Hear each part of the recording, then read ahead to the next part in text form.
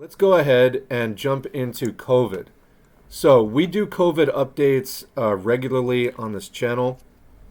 And so let's look at where the COVID-19 wastewater, how much SARS-2 virus is in the water.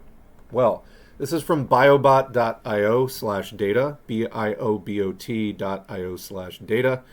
And so the top chart shows the wastewater. You can track the amount of virus that's in circulation by looking at the wastewater, because as soon as somebody gets infected, the virus multiplies in their body and then it gets excreted into the wastewater. So where wastewater is tracked, this will show up here. So it's a reliable and rapidly responding or leading indicator of what's going on with the pandemic. So as you can see, it's a little hard to see on the top chart, but it's going up. And we're going to look at how that stacks up with previous years in just a minute.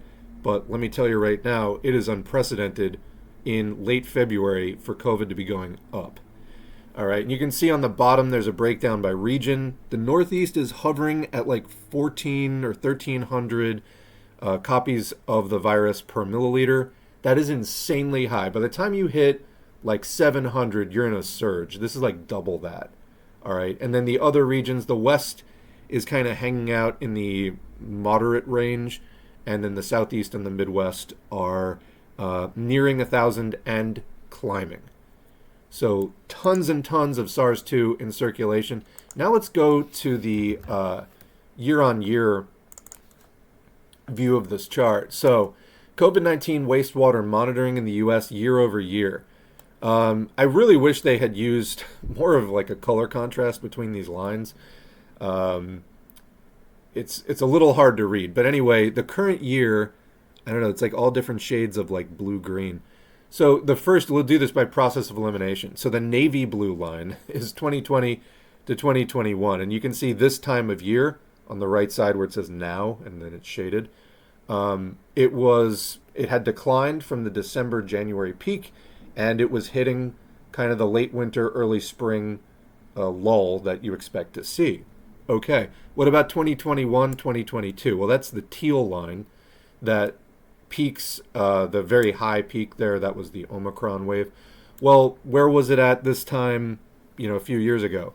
Well, it had already declined, and it, again, was entering that late winter, early spring trough or lull. How about last year? Well, last year, that's the dark green line. It was a little higher, but it had been in decline since basically New Year's or so.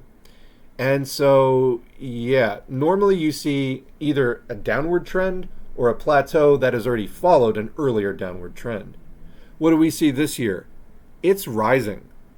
That's unprecedented. So we're entering the 5th year of the pandemic, and COVID is still, it was last year the number 3 cause of death, and it was followed by cancer and heart disease, both of which it directly contributes to. The first by causing immune dysregulation and killing T cells and causing immune system exhaustion, which can lead to increased cancer. And then it directly attacks the heart and blood vessels, so contributing to heart disease. So it's the number 3 direct cause of death, and that might even be an undercount. But even the 2 things ahead of it, it contributes to. So this is a serious issue. It causes mental disability.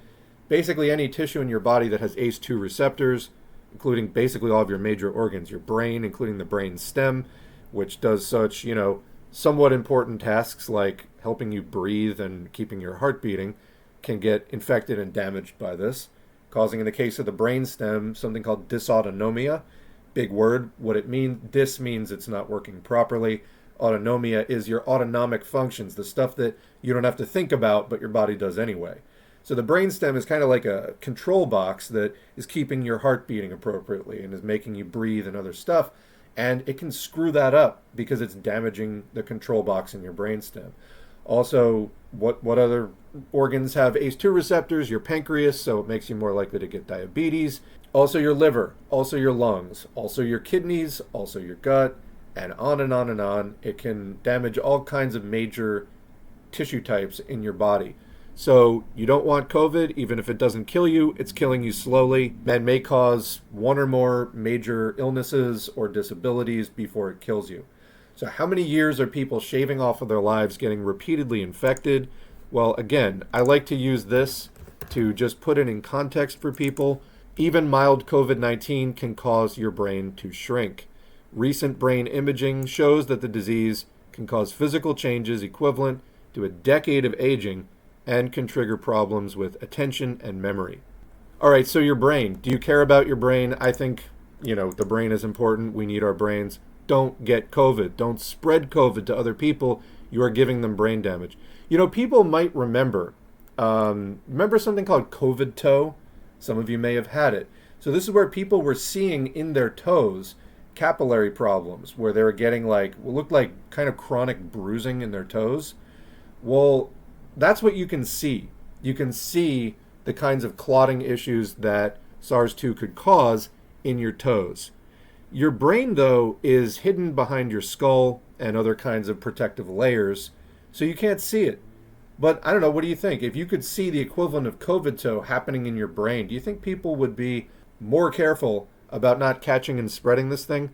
I do. But, let's not play the ostrich game.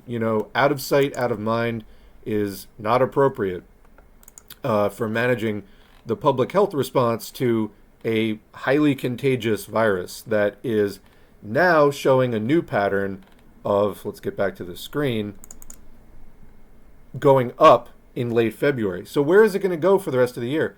Is it going to come down?